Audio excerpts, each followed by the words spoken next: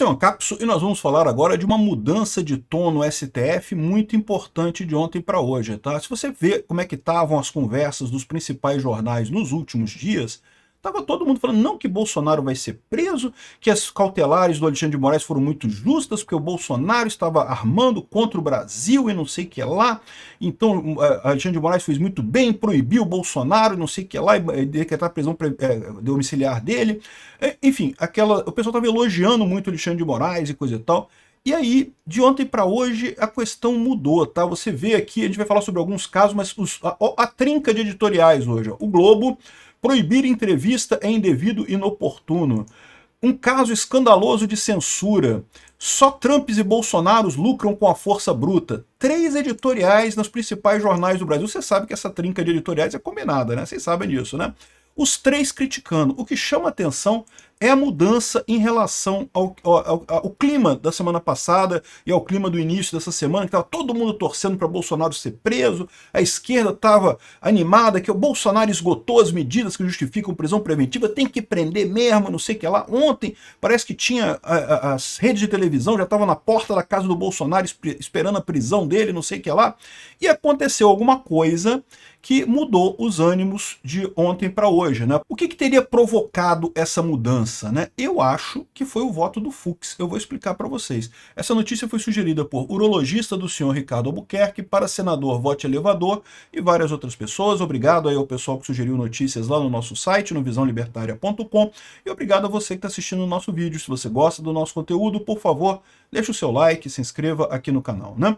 Então, é o que eu falo para vocês. Na semana passada estavam todos os jornais a favor do Alexandre de Moraes, é isso daí, tem que bater no Bolsonaro mesmo, porque ele traiu o Brasil, ele trouxe sanções para o Brasil e não sei o que lá, e está jogando contra. E é lógico que eles vão continuar com essa narrativa, eles querem emplacar no Bolsonaro a pecha de antipatriota por isso daí. Eu acho que não vai colar, mas eu vou falar sobre essa coisa do antipatriotismo do Bolsonaro num outro vídeo hoje, tá?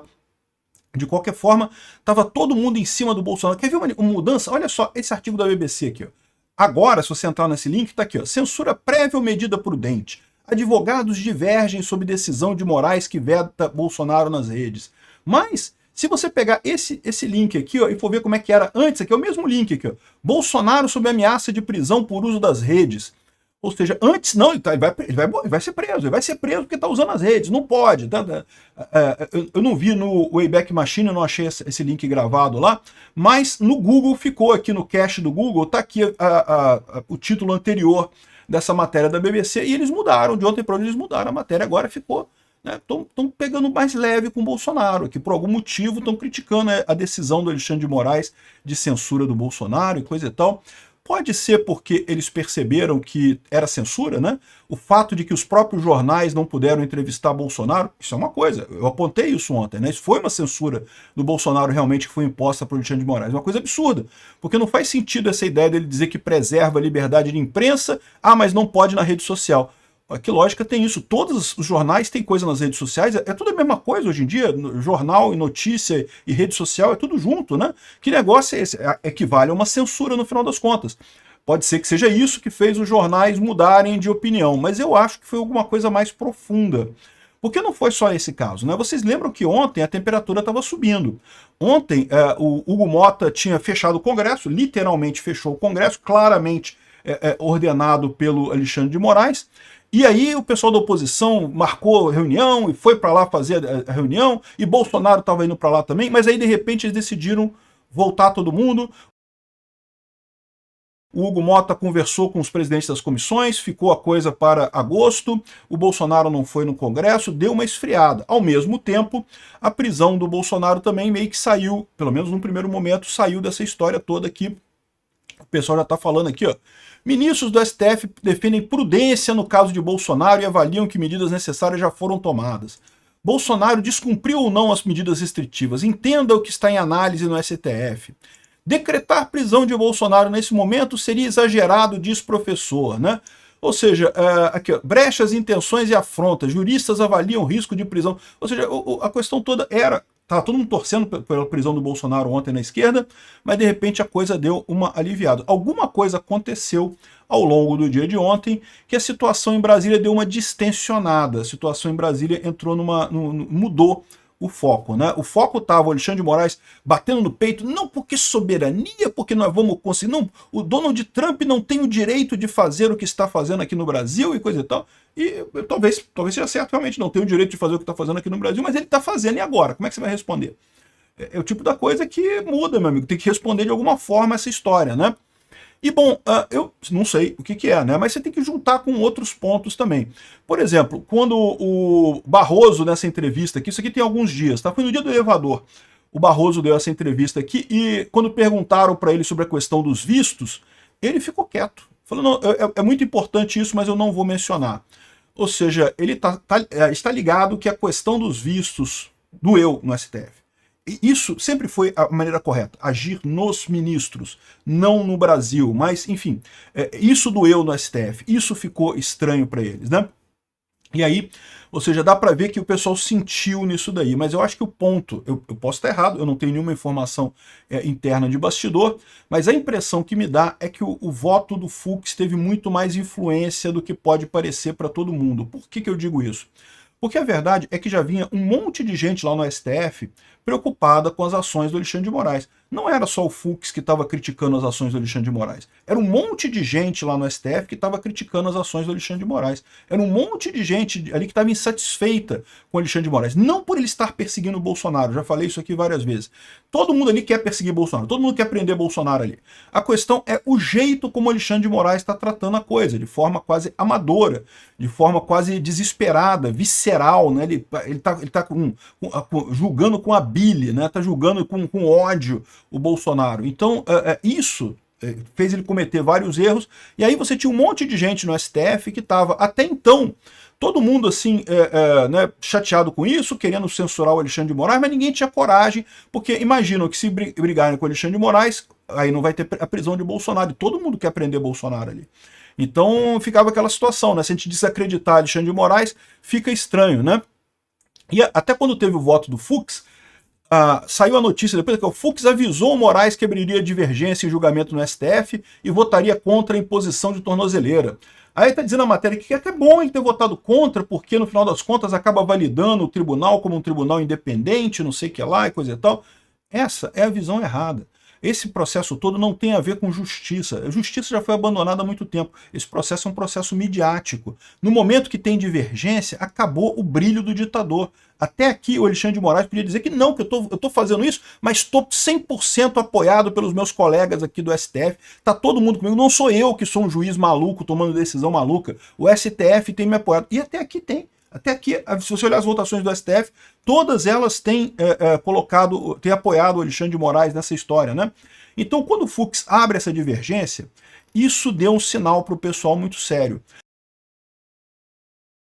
Deu um sinal de que, olha só, basta, não dá para tolerar mais o Alexandre de Moraes. Então, o que eu acho que está acontecendo, o que eu acho que é o motivo desse distensionamento todo que aconteceu ontem, foi que quebrou o STF, rachou definitivamente. Muita gente lá no STF já está preocupado com essa questão do Alexandre de Moraes há muito tempo, já queria dar um basta nele, mas temia dar um basta, temia afrontar diretamente o Alexandre de Moraes e com isso perder a chance de prender Bolsonaro. Todos eles querem isso, todos eles querem prender Bolsonaro, com exceção do Cássio Nunes e do André Mendonça, o resto todo mundo ali quer. Então, eles viram que não dá mais para segurar esse negócio, né? Ficou feio para eles. Ainda tem muitas sanções além de perda de visto que pode vir aqui. Quando o Barroso ficou quieto aqui, ele podia ter falado, não, porque visto não tem problema, eu vou na Disneylândia da França e não sei o que lá, teremos Paris ainda e coisa e tal. Ele não falou nada, porque ele sabe que está vindo coisa mais séria por aí. A gente tem informação também, eu vou falar em outro vídeo sobre isso, de que a Magnitsky está vindo por aí mesmo. Então, ou seja, a coisa ficou séria. E aí isso criou essa resistência dentro do STF e isso gerou esse desescalonamento, né?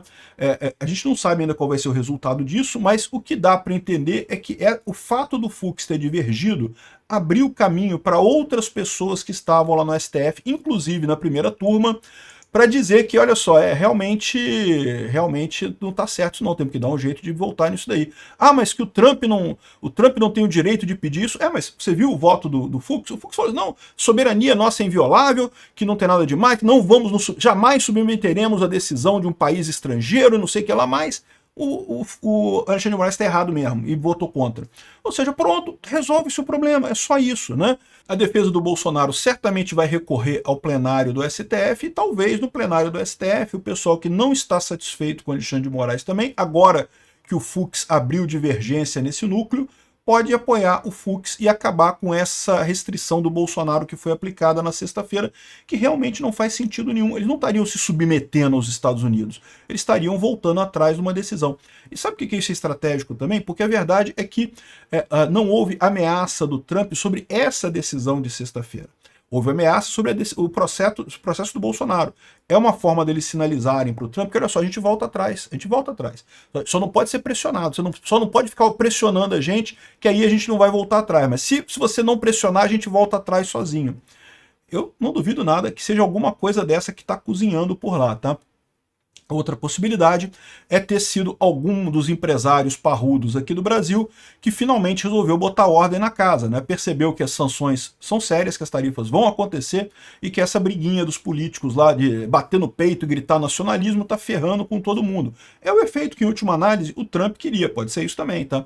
Lembra, as grandes empresas brasileiras, todas elas são clientes dos escritórios do Alexandre de Moraes, dos escritórios do Gilmar Mendes, dos escritórios do pessoal do STF lá, né? E esse pessoal ganha um bom dinheiro. O dinheiro que eles ganham não é o salário deles é merreca. É o dinheiro que eles ganham, é merreca perto do que eles ganham nesses escritórios, né? O salário deles é bom, 40 mil por mês, 50 mil por mês, sei lá, ainda tem um monte de adicional e coisa e tal, mas perto do que eles ganham com esses escritórios é merreca, né? Então, esses grandes clientes podem ter dado o toque pro pessoal que, olha só, tá dando merda isso daqui, temos que dar um jeito, essas briguinhas políticas já deu. Agora tomou uma porrada do Trump e temos que responder. Seja uma coisa, seja a outra, é muito provável que o que vem a partir daí sejam boas notícias para o Bolsonaro. Vamos ver o que vai acontecer, vamos ver como é que encaminha essa semana. Lembrando que ainda tem a chance se eles tomarem medidas rápidas, escapar da Magnitsky. Se não tomarem medidas rápidas, a Magnitsky vem aí muito rápido, muito mais rápido do que esse pessoal tá imaginando.